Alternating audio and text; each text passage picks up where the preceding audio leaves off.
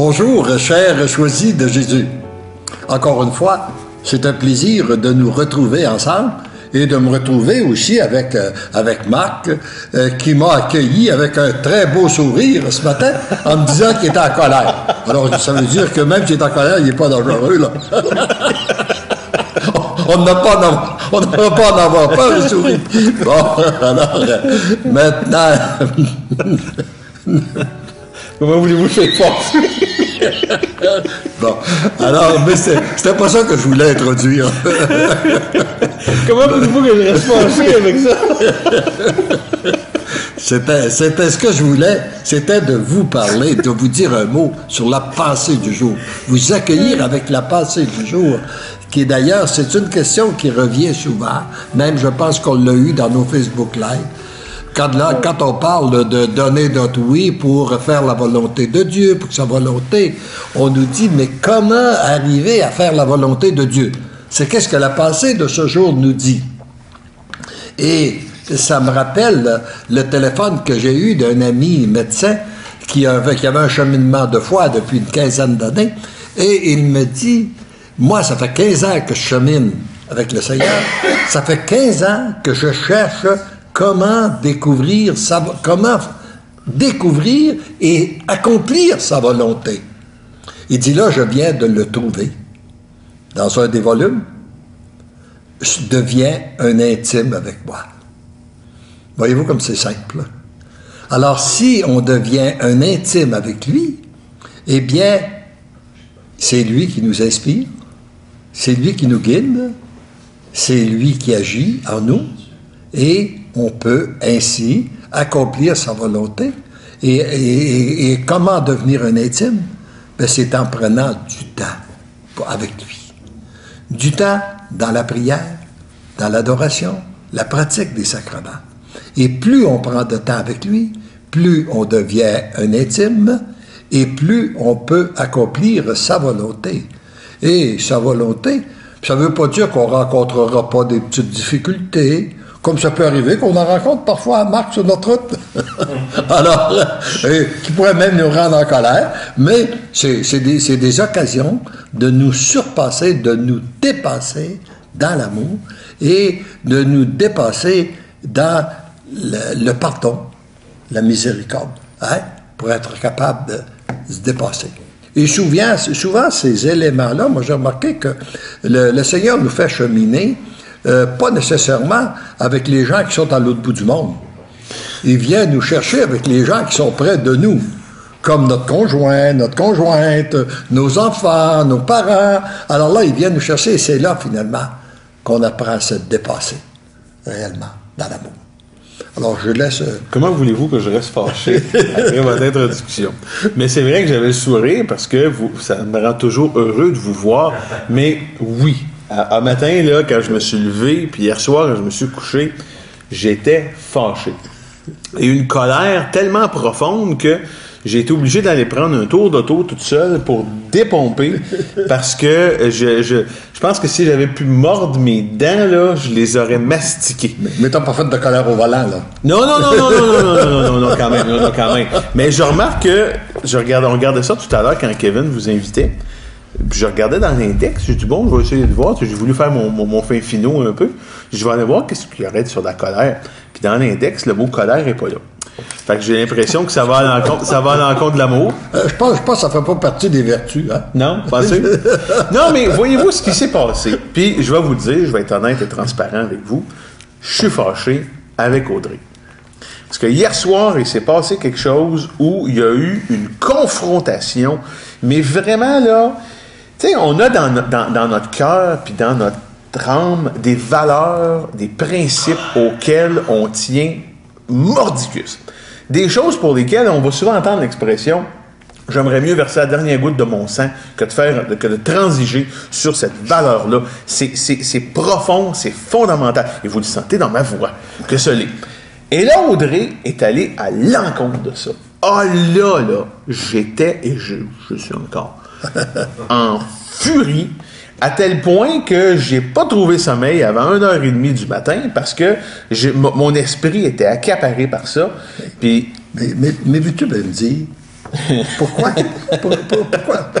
On va commencer par le début. OK, allons-y. Pourquoi tu l'as marié, Audrey? Ben, parce que je l'aime. Oui, mais pourquoi tu l'as aimé? Ah ben là, c'est parce que c'est ses qualités, c'est sa personne, Parce qu'elle est différente de toi? Oui. Mais là, j'aurais pas voulu qu'elle joue. Alors donc, c'est sa différence, pourquoi tu l'as aimée? Ah oui? Hein? Parce qu'elle est différente. Alors, il reste qu'à un moment donné, parce qu'elle est différente, elle pense d'une façon différente. Oui. Elle analyse d'une façon différente. Et est-ce que ça se peut aussi que le Seigneur... Parce que votre rôle premier, quand vous vous êtes choisi, c'est pour les enfants, pour le bonheur des enfants. Et est-ce que puis vos enfants ont besoin de votre complémentarité? Si vous étiez deux pareils, il n'y aurait pas de complémentarité pour ces enfants-là. Non. Alors, ces enfants ont besoin de ce que tu es, puis ont besoin à ce qu'est Audrey. Alors, la première chose que tu as à faire, puis la démarche, la simple petite démarche que tu as à faire dans un premier temps, c'est de l'accueillir comme elle est. Mais elle aurait pu être moins différente. Elle est comme ça. Ah, c'est sûr, mais c'est vraiment venu nous chercher. Alors, la première chose, c'est de dire oui à ça. OK. Et qu'est-ce qu'elle est comme différent? La deuxième chose que je t'enseignerai, c'est mon petit mariage à trois. Hein? D'ailleurs, vous êtes unis tous les trois dans le sacrement du mariage, tous les deux. Alors, ça, ce qui vous donne, et tous les deux, vous désirez avoir Dieu de plus en plus dans votre vie. Ouais. Vous cheminez. Et souvent, les difficultés sont là pour permettre à Dieu de démontrer, venir régler les problèmes au niveau du cœur, pour éviter que les confrontations au niveau de la tête. Et là, ce qui arrive, c'est que si tu viens pour parler à Audrey, puis qu'elle n'écoute pas, elle ne comprend pas ce que tu veux lui dire, bon, arrête. Parle au Seigneur d'Audrey. Puis elle va recevoir, quand elle va recevoir le message du Seigneur, ça va être doux dans son cœur, puis elle va pouvoir l'accueillir. Puis elle va faire la même chose. Quand elle vient pour te parler et tu t'écoutes pas, tu étais en colère hier, ça ne donne rien de continuer à te parler. Ça ne donne rien. Non, ça ne donne rien. Bon, non. Alors, on arrête. On arrête, puis on parle à Dieu. On dit, Seigneur, puis essayez ça. Vous allez voir, ça marche. Ça produit des fruits. Puis ça ne crée pas de tension. Ça donnait tellement rien qu'à un moment donné, hier soir, elle a voulu me parler. J'ai dit non, là, tu vas m'écouter, je vais dire ce que j'ai à dire, je ne veux pas entendre ce que tu as à dire. Voyez-vous, c'était.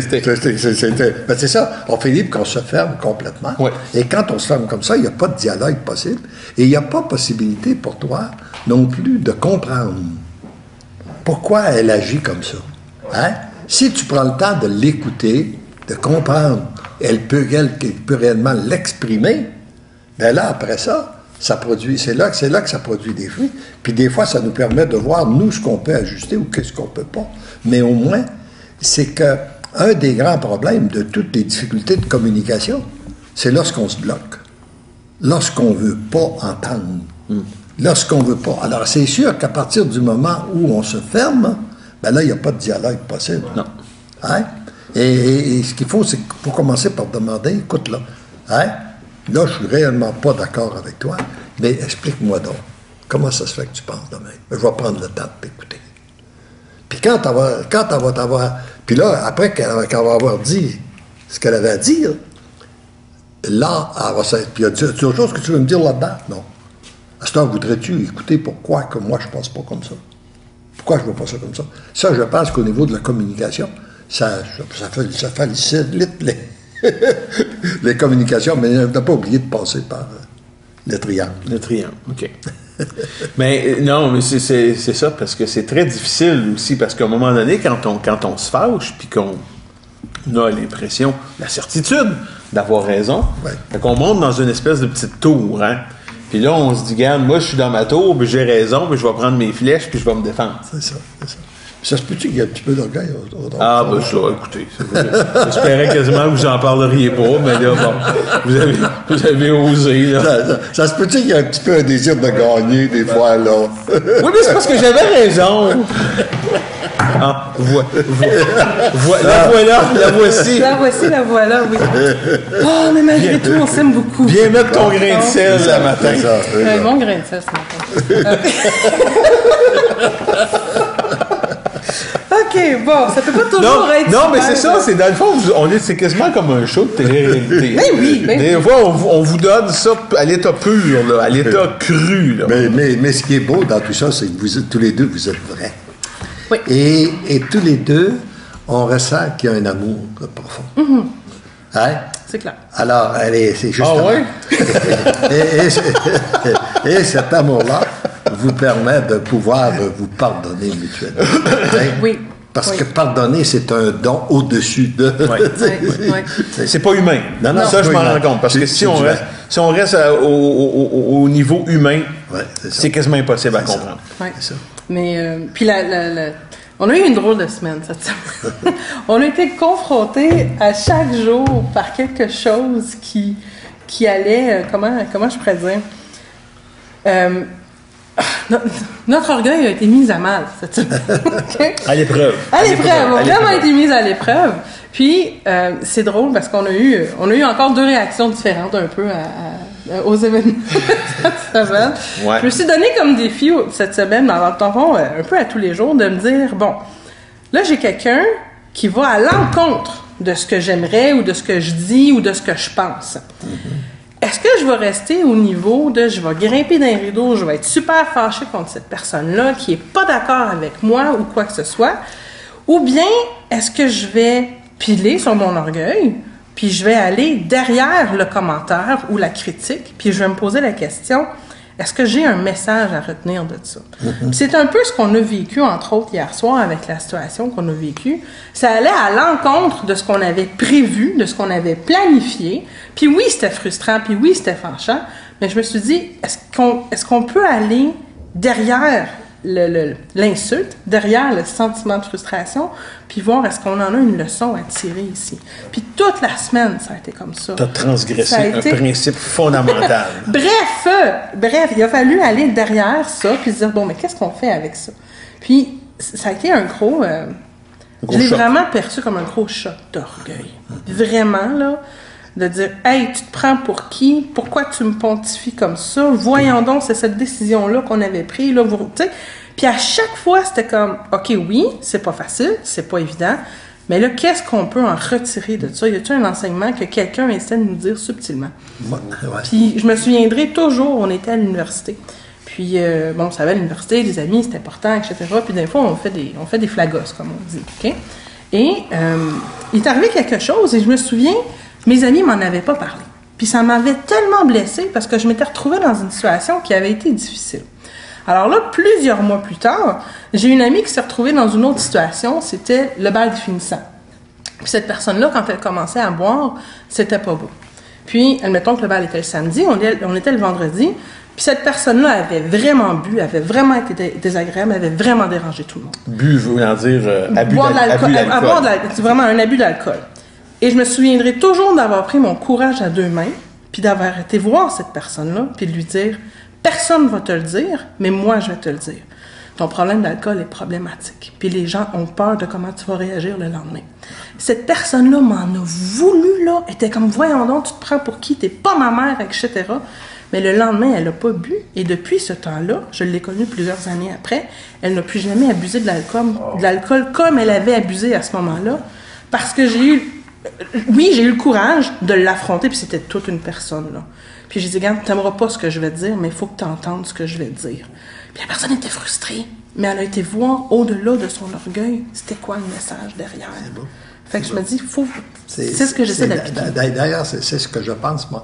C'est ce que je pense souvent, je me suis dit, quand je reçois, que je reçois ou que j'ai reçu quelque chose de désagréable, c'est de se demander, peut-être que la personne exagère beaucoup dans ce qu'elle dit, parce qu'elle est dans un moment de colère et tout ça, mais il y a peut-être un fond de vérité de ce qu'elle me dit. Il y a peut-être un message que je dois comprendre, moi, là, à l'intérieur de ça. Et là, ça permet de faire une interrogation, puis de dire, d'être capable de se remettre en cause. Parce qu'un des éléments qui est toujours le même qu'on vit, puis la cause conflictuelle, c'est que si on vit un problème, ça dépend toujours des autres. Ça ne dépend pas de nous. Mais la solution, quand on veut que la solution vienne des autres, on peut rester en colère longtemps. Mais quand on se remet en cause, ça vient de changer la situation. Et ce que je trouve beau, c'est que vous êtes tous les deux authentiques. Après, à chaque semaine, qu'est-ce que vous nous partagez? J'ai l'impression que le Seigneur vous fait vivre exactement un enseignement qu'il y a dans ces volumes-là. Parce que il nous dit, parce que quand on s'approche de lui, puis justement pour arriver à faire sa volonté puis devenir, on a besoin d'être purifié. Bon. Et comme purificateur sur la terre, il y a deux grands purificateurs. Il y a l'eau, puis il y a le feu. Les objets de valeur, comme l'or, l'argent, les métaux précieux, sont purifiés au feu. Nous, les êtres humains, qui avons vécu dans un monde, qui arrivons pour faire la volonté de Dieu, après avoir vécu dans un monde qui veut se construire sans Dieu, nous arrivons tous un peu influencés, endoctrinés, dominés par les pensées, ces pensées qui ont voulu se construire, puis qui ont voulu se construire, ce monde qui a voulu se construire sans Dieu. Nous avons tous péché. Alors nous avons tous besoin de purification. Puis, il nous donne deux feux purificateurs. Le feu de son amour et le feu de la souffrance. Et souvent, les deux se conjuguent en même temps sur la même personne pour un résultat plus rapide. Et j'ai l'impression que c'est qu'est-ce que vous vivez actuellement? Le feu de son amour et le feu de la souffrance. Mais c'est l'accueil que l'on fait de l'un comme de l'autre qui produisent des fruits rapidement. Oui. Alors, plus vous allez accueillir votre souffrance, plus vous accueillez son amour, les deux, on accueille les deux. Puis, tout à coup, on s'aperçoit que les choses sont changées. Puis c'est drôle parce que j'ai toujours pensé que les messages du Seigneur viendraient dans des beaux petits paquets bien emballés. Hein? Mais je réalise que non. Des fois, ça vient dans des contenants qui sont pas super agréables. Des fois. Il faut savoir faire le ménage pour aller fouiller dans le fond. Oui, ben là, tu me rappelles un des points que j'avais vécu quand on cheminait avec le Seigneur. Et puis qu'il y avait une situation conflictuelle à l'intérieur de la maison qui me faisait souffrir énormément. Puis j'ai dit au Seigneur, on ne pourrait pas cheminer avec toi dans la paix, dans l'amour. Moi, c'est ça que je voudrais, là, tu comprends? Hein? Et puis, j'ouvre le volume. J'avais un volume sur la table de la puissance de la louange que j'ouvre. Il me semble que c'est à la page 91. Et la réponse m'est donnée, oui, tu vas vivre dans la paix et dans l'amour, mais pas maintenant. Parce que maintenant, tu es dans une période de purification, puis tu as besoin de vivre. Hein? Alors, bon, c'est ces moments-là, et c'est l'accueil que l'on fait, puis je les ai accueillis, puis que j'ai accueilli cette souffrance-là pleinement en disant, si c'est la souffrance que tu me laisses, c'est la croix que tu me laisses, je la prends. Tu as dit, prends ta croix, puis suis-moi. Bien moi, c'est celle-là que je la prends. Puis, à ma grande surprise, ça doit faire plus que 35 ans. Et la même souffrance ne m'est jamais revenue. Non seulement, le Seigneur me l'a enlevé. Alors, tu sais, mal accueil. Je te sens plus calme pour la première fois depuis hier soir. Ça va. J'avais envie de dire touche-moi pas. Mais là, ce qui me vient au cœur, M. Lachance, c'est que dans le fond, je vais récapituler ça un peu dans ce que je comprends. Hier soir, il se passe quelque chose. Et là, j'ai fermé la porte en disant, je vais m'emmurer dans ma carapace. Puis, j'ai pas fait appel au Seigneur dans tout ça. J'ai décidé de rester dans mon petit château. Et t'es rentré dans ta souffrance. Ouais. T'as augmenté la souffrance. OK. Alors, donc, c'est pas l'extérieur qui t'a fait ça. C'est-à-dire, il s'est servi des choses extérieures. Mais fondamentalement, c'est de la façon dont tu l'as accueilli. Okay. Parce que c'est jamais ce qui nous arrive qui est grave. C'est toujours de la façon dont on l'accueille intérieurement. Oh. C'est jamais ce qui nous arrive qui est grave, c'est la manière qu'on l'accueille intérieurement. Souvenez-vous de ça. Ça, c'est une pépite de sagesse, ça, comme on les aime tout le temps avec vous. Alors là, hier soir, si je recule, j'aurais dû, au lieu de fermer les écoutilles, ouvrir mon cœur et dire à Jésus, au Seigneur, écoute là. Là, ça me dépasse.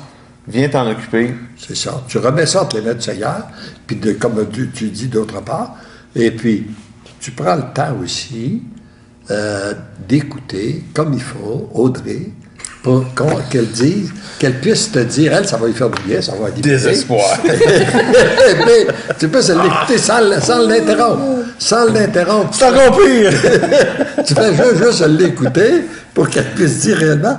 Puis après ça, là, tu poses une autre question. Tu comprends pas, je comprends pas. Explique-moi ça, je comprends pas ton affaire là-bas.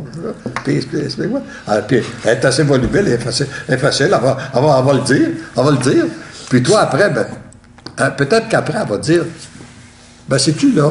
Marc, j'aimerais ça que tu m'expliques, toi, comment tu vois ça. Puis elle va peut-être être ouverte à t'accueillir aussi, à accueillir tes arguments. Ouais. Vaste projet. Parce que moi, vous savez, je suis un colérique. Hein. Donc, ça grimpe vite. Des rideaux. Ça descend plus vite. Mais on t'aime comme ça. Ah, merci beaucoup. Au moins, tout désespoir est exclu. Mais non, mais c'est... Puis je pense que c'est pour ça que le Seigneur t'a choisi, pour être avec nous ce matin, pour faire le Facebook Live. Il y avait une bonne grosse boule de pâte à modeler avec moi, ça, c'est sûr. On était dans la voiture, puis on dit, le Seigneur, il y a de la job à matin. T'as dit ça à matin. Oui. On était en train de s'en venir, puis elle dit, du Seigneur de la job à matin. Je dis, arrête donc, toi. Je veux pas t'écouter. Non, je veux avoir raison. Mais c'est ça, mais des fois, tu parlais tantôt de ton ami qui abusait d'alcool. Ouais. L'orgueil, des fois, c'est un alcool aussi. Hein. Ah oui. Oui. Puis moi, j'en ai beaucoup. Et j'ai trouvé ça particulier quand vous nous avez dit tout à l'heure, Marc, est-ce que tu as invité le Seigneur à venir régler cette situation-là? Puis le premier sentiment qui m'est venu en tête, c'est que Marc n'est pas prêt à remettre ça au Seigneur. Parce que s'il remet ça au Seigneur, il faut qu'il remette sa colère. Puis il aime ça, être dans sa colère, même s'il n'aime pas ça. Mais tu sais, il faut que tu y renonces. Il y a une petite peine négative. Il y a une peine négative qu'on a dans ces moments-là. Hein? De colère, il y a une peine négative. Mais c'est une peine, mais elle est négative. Alors, elle ne produit rien de bon. Tandis que l'autre chemin, qui des fois prend plus de temps, produit quelque chose de bon. Mais savez-vous quoi? Il faut que je vous dise quelque chose. Puis c'est un aveu que je vous fais. Puis je suis convaincu qu'il y en a plusieurs qui vont se reconnaître là-dedans. Des fois, là, même souvent, M. Lachance, là, ça fait du bien d'avoir raison.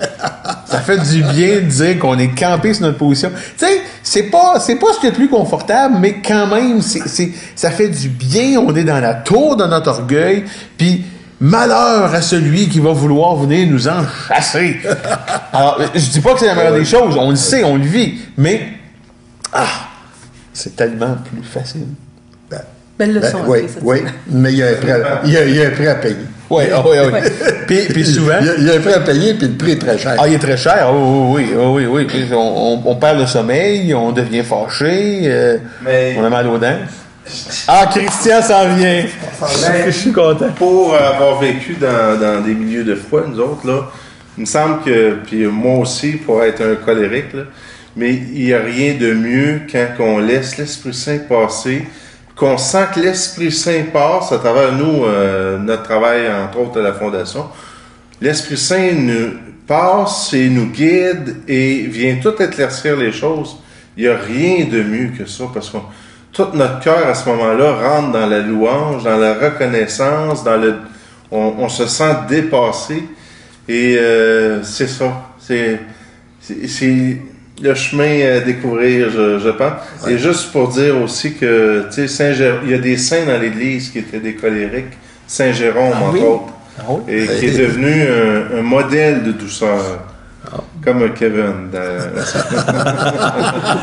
alors, tout désespoir n'est pas perdu pour moi. Hein? Alors, le Seigneur en a pris de toutes les sortes pour faire des saints et des saintes.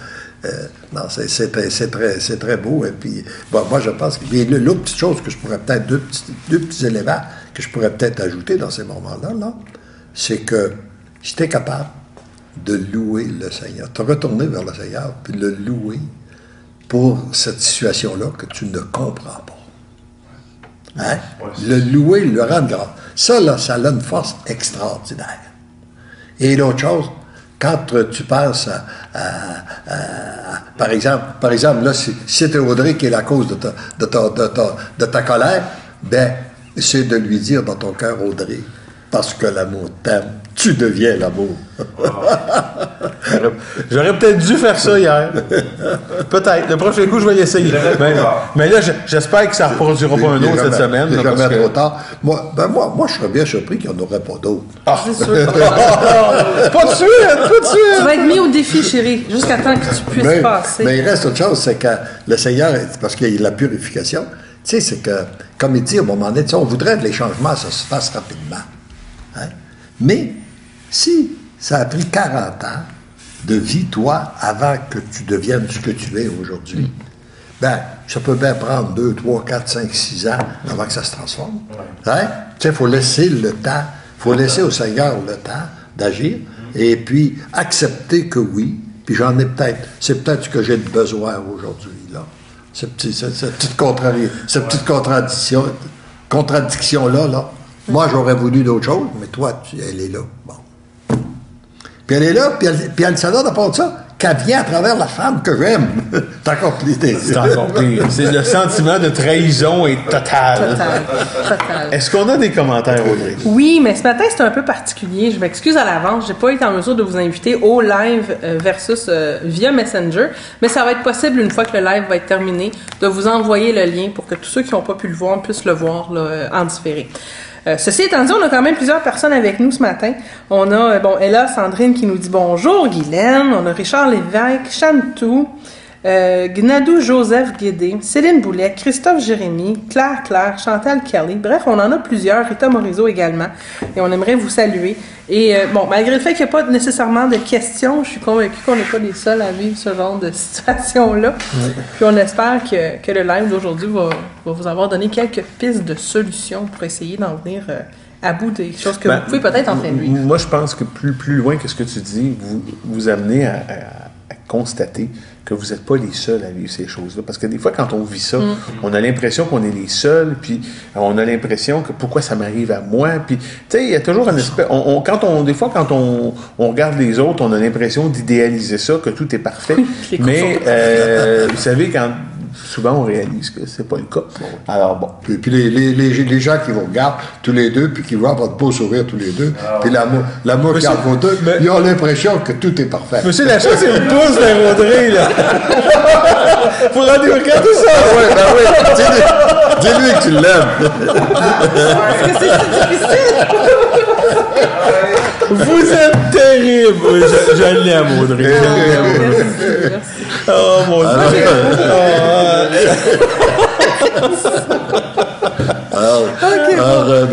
On pas ça. Toi non plus. On termine en louant le Seigneur, et puis on lui rend grâce pour sa présence d'abord en nous, puis sa présence aussi à l'intérieur des couples, surtout ceux et celles qui sont mariés, qui peuvent... L'autre point aussi qu'on n'a pas soulevé, c'est de demander les grâces de votre sacrement de mariage. Il ne faut pas l'oublier. Il y a des grâces particulières, là. Il y a des anges particuliers. Demandez à vos anges de se rencontrer dans l'invisible pour faire l'unité dans les cœurs et les esprits. Ils ont de la job. Mais ils sont bons. ils sont actifs, puis vous en avez chacun un, au moins chacun un, puis un troisième pour votre mariage. Alors, vous pouvez les utiliser. Et puis, on rend grâce au Seigneur. Puis je rends grâce aussi au Seigneur pour ce que vous êtes, votre authenticité, d'être capable de dire franchement. Et puis, l'humilité, parce que Marc, il nous fait croire des fois qu'il est orgueilleux, mais moi, je trouve qu'il y a beaucoup d'humilité pour nous partager franchement ce qu'il vit. Il y a autant d'humilité autant Audrey aussi, tous les deux, là. Vous avez beaucoup de...